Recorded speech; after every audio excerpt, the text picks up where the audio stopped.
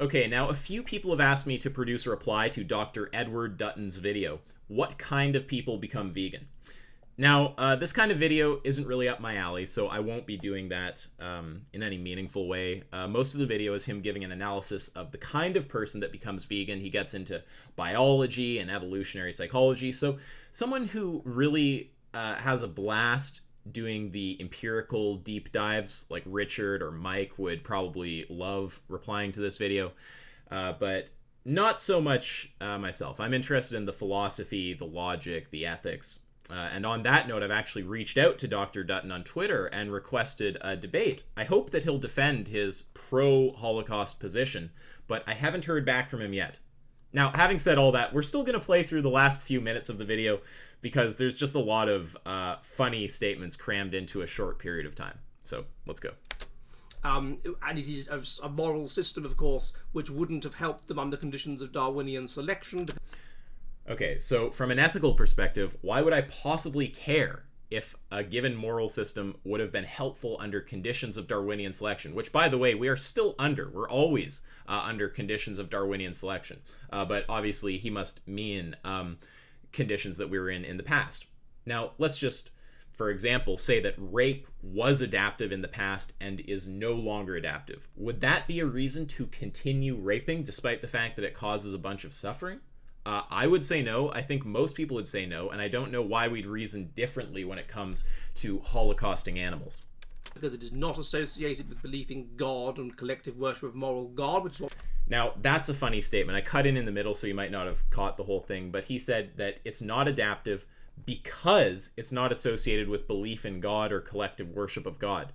Now, that seems to me to simply be begging the question against all the forms of adaptive behavior that aren't associated with belief in or worship of God, right? So the majority of instances of adaptive behavior that we can point to are going to be in other species, just in virtue of the fact that there are far more of them than there are humans. So all of those adaptive behaviors that we can point to in species other than humans, are we going to say that none of those are actually adaptive because they're not associated with belief in or collective worship of God? Presumably not. So I think that you'd want to retract the claim that veganism isn't adaptive because it's not associated with belief in or collective worship of God. What we revolve to do. It is a moral system that is negatively associated with having children. Now, this is just something to be aware of in general, okay? A lot of people, when they make criticisms, not just of veganism, but, just of, like, things in general, will point to things that are associated with the thing that they're criticizing, but which are not necessarily entailed by it, right? So you could be a vegan and have a ton of kids. It's not like being a vegan means you have to have, like no kids or far less kids, right? So this component about the amount of children you have is just detachable from veganism. So criticizing that is not a criticism of veganism. At best, you'd be criticizing some form of veganism that makes a statement about how many kids you should have, like maybe like antinatalist veganism or something, someone who argues for both from some kind of shared moral foundation, but you're not making a case against veganism itself, right? So I don't see how the numbers about how many kids vegans have would be a case against veganism. At best, if we were to use that as an argument against veganism, we'd just be advocating against a specific brand of veganism that says you should have less kids. Those that have children tend to be those... And not to mention the obvious fact that a lot of people will say that it's good to have less kids, but we're not even going to get into that. I'm just granting that it's good to have more kids and just saying that you are not criticizing veganism itself by criticizing the amount of kids vegans have on average. You'd just be criticizing a specific form of veganism. Who are believing in God and collectively worshipping a moral God. It is the cry of the mutant. The cry of the mutant. I have always felt a little like a mutant, so, yeah. That is what vegetarianism and particularly veganism are. They are just the new cry of the mutant, and they will try and push us like they did with smoking or... Oh, that would be so bad. The way that they tried to... Who's they? Is they the Jews? You never know with these people. They presume... Let's just be charitable and assume he means the government. now, or maybe also like activist like groups or something, or who I don't know, who cares? But point is, why would you make the comparison to the push to stop smoking as if it's a bad thing? I mean, I think most people look at the push to stop smoking and go, that was good. I'm glad that happened. Whatever else, into cutting down our meat consumption, look for ways to have less meat in the diet, and it becomes part of this broader multicultural discourse which says you should put the interests of other extended genotypes before your own. Oh, there's not enough meat in the world, we have to cut down on meat consumption so others can have it. There's just so much wrong there. So firstly, I don't think you're going to find many vegans who say we need to cut down our meat consumption so others can have it, right? This reminds me of that Nick Fuentes video, which, by the way, apparently I haven't gone looking for the clip, but I had some people who've watched his video say that he has said he's not interested in debating me. I don't get enough views, so not going to have a debate with Fuentes. Although the Hunter Avallone conversation is on. That's going down this Thursday. Now, what he just said there, I just have to remember it. I just got on a tangent. Oh yeah, not eat meat so others can have it. It reminds me of when when Fuentes said that even the most ardent vegans, or whatever word he used, will tell you that you need meat to survive. It's like, where do these people get these ideas about what vegans think? Like, no, Nick, no, I don't know any vegan who says that.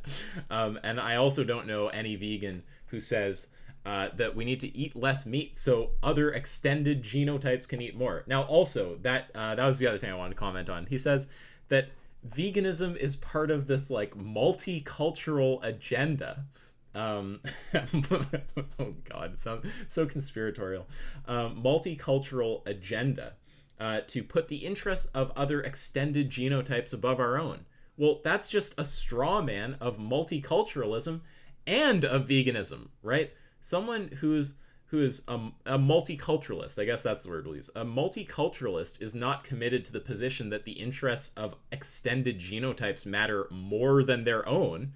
They could matter equally, right? That's not entailed. Multiculturalism is just about building a culture composed of multiple subcultures, right? It doesn't entail that one group has interests that matter more. And same with veganism, right?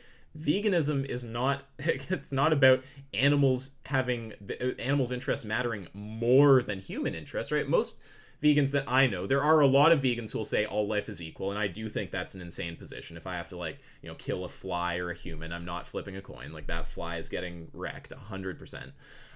But most vegans that I've met, who are rational at least, are gonna say something like, well, no, of course, the life of an animal is not worth as much as the life of a human. If I have to, kill a mouse or my child, you can, bet your ass I'll kill the mouse. But that doesn't mean that the mouse has such little value that it's fine to just murder the mouse, right? So, yeah, straw man of multiculturalism, straw man of veganism, neither entail that you have to put the interests of extended genotypes above your own.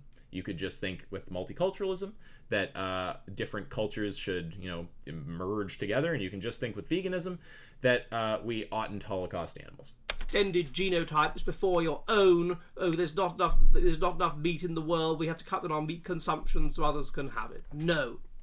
The vegans don't. Find me a vegan who said that ever. I'd really be interested to see if you can find a single example of a vegan who said we need to cut down our meat consumption so others can have it instead. It just reminds me, we would never, you have to realize it's a moral issue to vegans, right? Would a slavery abolitionist be like, we need to not own these slaves so that other people can own them, right? That's just not the place that I don't think many, if any, vegans are coming from. We need to follow if we want to survive. We need to follow what we have done under conditions of Darwinian selection. What's the case for that? So something was adaptive, or we did something at least in the past, right, under conditions of Darwinian selection, and that means that we need to do it now to survive? I mean, that seems like a really wacky thing to say. What if you have something that was adaptive and that now isn't adaptive? Which, at least with veganism, maybe that's the case. Maybe it was necessary to eat meat to survive in the past. Like, we could just grant that and say now, it's healthier to not be eating meat, and it's definitely not necessary to do it to survive, so it's not adaptive now, right? Why couldn't it be the case, just hypothetically at least, that there was something that was adaptive and is no longer adaptive? And also this view that you're putting forward that if we need to survive, we need to do what's adaptive in the past, it seems like that's going to, in some instances, entail a contradiction, right? What if, okay, so first of all, it could just be false if what we need to do to survive now is something that was not adaptive in the past, or doing something that was adaptive in the past would kill us now. But also, what if we've done two different things in our evolutionary history that are the negation of each other, right? Then we're going to get that we ought perform a contradiction. If we want to survive, we have to contradict ourselves, right? Do you follow the reasoning? If in order to survive, you ought do what you've done in the past, then if there's a given behavior, if we can find a single example of a behavior that was at one point adaptive and at one point maladaptive, then it's going to be the case that you ought and oughtn't do that behavior. So you ought contradict yourself to survive. That would be a funny position to hold. We need to eat meat. We need to eat more meat. We need to find out ways of getting more meat in our diet. We need to once again... More meat? What's the argument for more meat? I mean, it seems like you're going to be healthier if you eat less meat. You don't need it to be healthy, and you're going to not be contributing to the animal holocaust. So I would say, if anything, let's not have more meat. Let's have less meat, or no meat would be great. Become, as the French call us, the roast beef, the people who eat lots and lots of roast beef, the army that marches on its stomach, the army that marches on beef. We need to be, as they say in the song by Henry Fielding, the roast beef of old England. They say, when good Queen Elizabeth sat on the throne, ere coffee and tea and such slip-slops were known, the world was in terror whene'er she did frown. Oh, the roast beef of old England, and old English roast beef. Oh, then we had stomachs to win and to fight, when wrongs were a-cooking to do ourselves right. But now we're just I could, but good night. No, we won't go gentle into that good night. And one of the ways we can avoid doing so is by eating beef. Okay, so the song was a very powerful argument.